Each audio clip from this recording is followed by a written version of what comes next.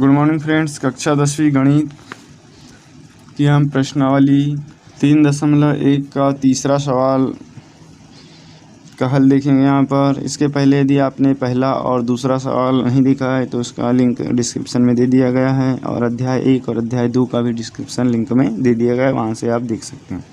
और friends, channel को subscribe नहीं किया हो तो प्लीज़ उसे सब्सक्राइब कर ले ताकि सभी प्रकार की वीडियो नोटिफिकेशन आप तक पहुंच सके, और बेल आइकन के बटन को ज़रूर प्रेस करें। अब देखते हैं तीसरा सवाल में क्या लिखा है कि 2 किलोग्राम सेब और 1 किलोग्राम अंगूर का मूल्य किसी दिन 160 रुपये था।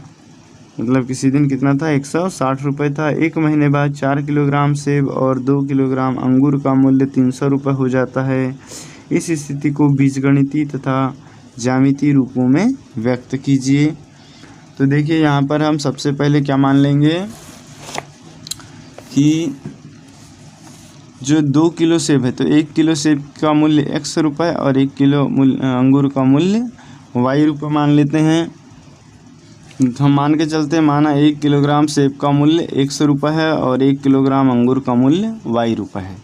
तो देखिए, 1 किलोग्राम सेब का मूल्य हमने 100 मान ली, तो 2 किलोग्राम सेब का मूल्य कितना हो जाएगा? 2x हो जाएगा। और 1 किलोग्राम अंगूर का मूल्य y रुपये माने हैं, तो 1 किलोग्राम अंगूर का मूल्य y रुपये हो जाएगा। दोनों को ऐड करेंगे तो कितना हो जाएगा? 160 रुपये। तो प्रश्न अनुसार शर्त नंबर 1,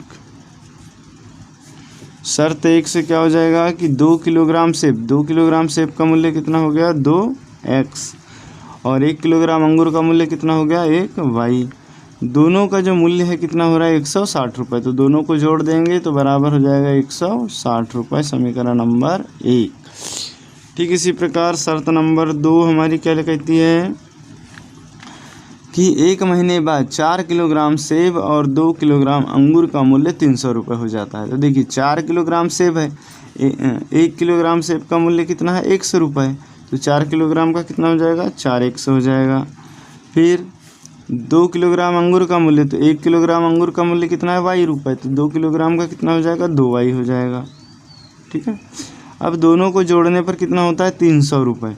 तो दोनों को जोड़ देते हैं और बराबर लिख देंगे 300 रुपये, समीकरण नंबर 2।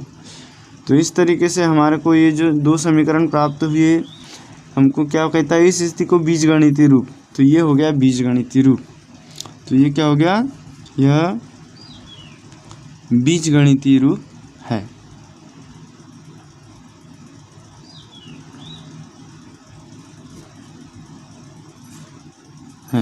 ठीक है। तो ये बीजगणितीय रूप निकल के आ गया। अब इसके बाद हमको पूछा है कि ज्यामितीय रूप में भी व्यक्त करना है। ज्यामितीय रूप में व्यक्त करने का मतलब है कि इनका हमको ग्राफ खींचना है। चलो इनका ग्राफ खींच लेते हैं। अब ज्यामितीय रूप देख लेते हैं। देखिए फ्रेंड्स, ज्यामितीय निरूपण। तो ज्यामितीय निरूपण के लिए समीकरण 1 में x और y के कम से कम 2 या 3 मान निकालना होगा, और समीकरण 2 से भी 2 या 3 मान निकालना होगा। तो समीकरण 1 को पहले हल कर लेते हैं। तो समीकरण 1 से, समीकरण 1 हमारा क्या है? 2x धन y बराबर 160।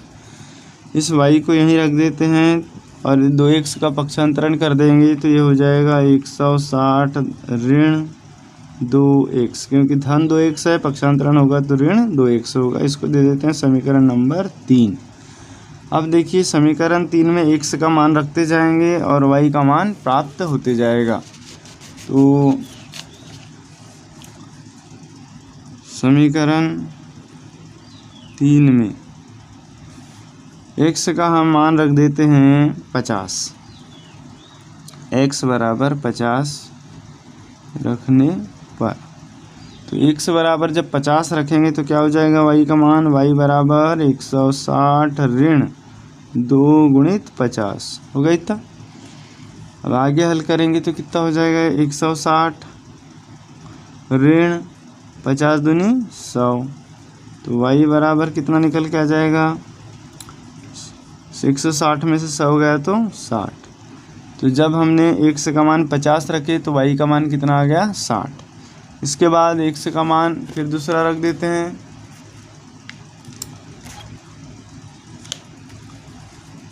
तो क्या हो जाएगा?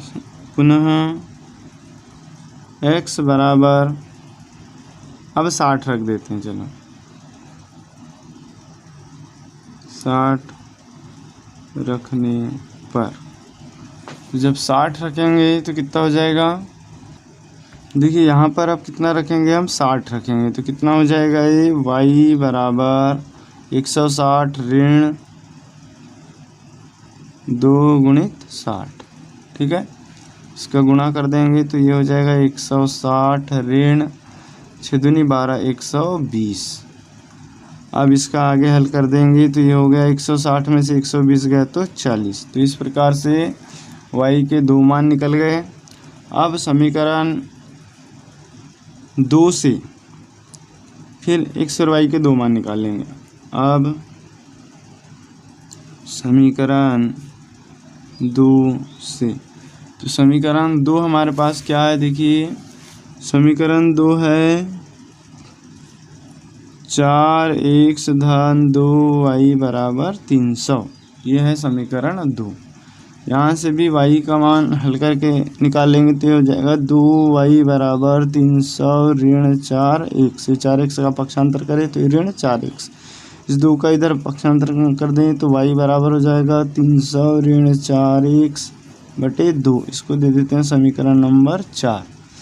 अब इस समीकरण 4 में मान रखते जाते हैं तो हमारे पास y के मान प्राप्त होते जाएंगे। देखिए समीकरण 4 में x बराबर, यहाँ x बराबर रख देते हैं 25, या रख देते हैं 50। चलो 50 रखने पर, यहाँ 50 रखेंगे तो कितना हो जाएगा हमारे पास y का मान, y बराबर 300 ऋण 4 गुणित 50 बटे 2 बराबर कितना हो गया ये 300 ऋण 50 4 200 बटे 2। तो y का मान निकल गया 300 में से 200 गया तो 100 बटे 2 बराबर 50। तो जब x का मान 50 रखे तो y का मान भी कितना आया, 50 आ गया। ठीक है, पुनः x बराबर 60 रख देते हैं, 60 रखने पर। ठीक है, तो क्या हो जाएगा, y बराबर 300 ऋण 4 गुणित 60 बटे 2। इसको आगे हल कर देते हैं तो ये हो गया 300 ऋण 6 चौके 24 240 बटे 2। 300 में से 240 गया तो कितना बचेगा, 60 बटे 2 बराबर 30।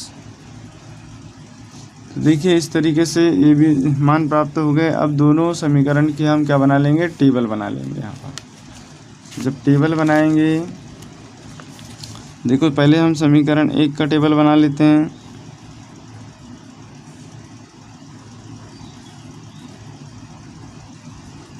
ये समीकरण 1, ये x और y, x का मान 50 रखे थे तो y का मान 60 आया था। फिर x का मान 60 रखे थे तो y का मान 40 आया था। इसी प्रकार अब समीकरण 2 की टेबल बना लेते हैं। समीकरण 2 की टेबल, समीकरण 2 की टेबल देखिए,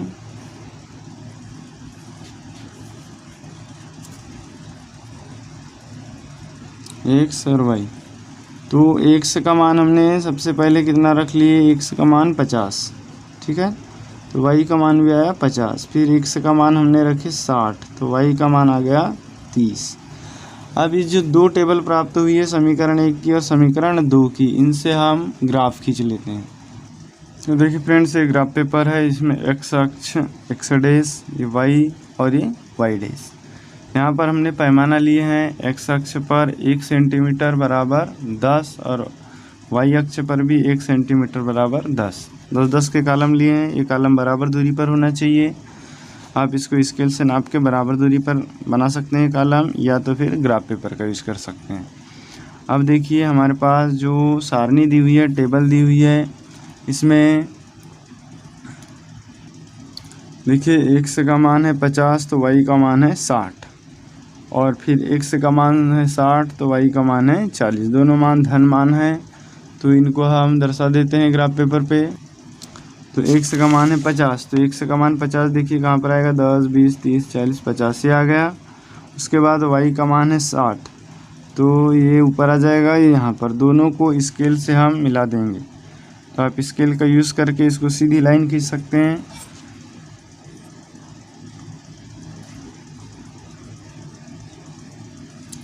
इस तरीके से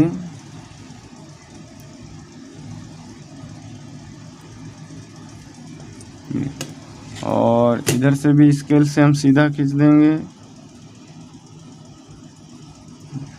अब ये दोनों जहाँ एक दूसरे को काटते हैं वहाँ पर हमारा बिंदु होता है x का मान 50 और y का मान 60, ठीक है।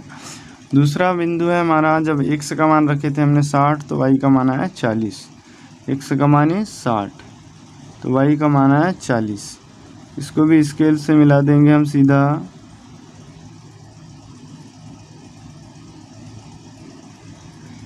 तो इस तरीके से यहाँ पर ये बिंदु मिलेगा हमको, ठीक है। तो ये वाला बिंदु हो गया हमारा कौन सा, x का मान 60 और y का मान 40। इनको स्केल से मिला देंगे सीधा।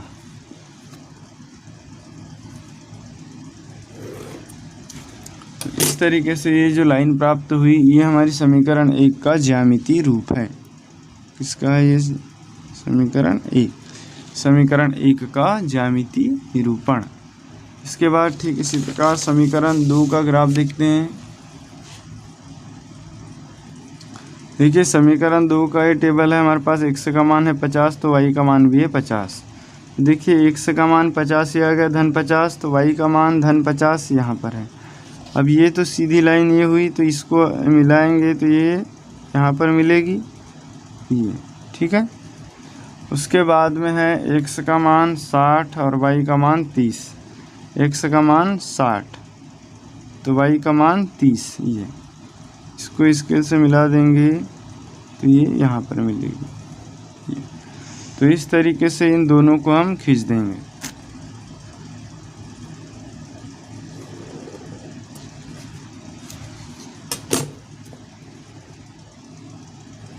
तो ठीक है फ्रेंड्स, इस प्रकार से हमको ये 2 लाइन प्राप्त होगी, जो कि ये दूसरी लाइन हमारी किसकी है, समीकरण 2 का ज्यामितीय रूप है। समीकरण 2, यहाँ पर आप समीकरण पूरा उतार सकते हैं, मैं यहाँ समीकरण 1 और 2 ही लिख दिया हूँ। तो इस तरीके से ये समीकरण 1 और 2 का ज्यामितीय निरूपण है। इसको हम क्या लिख सकते हैं, ज्यामितीय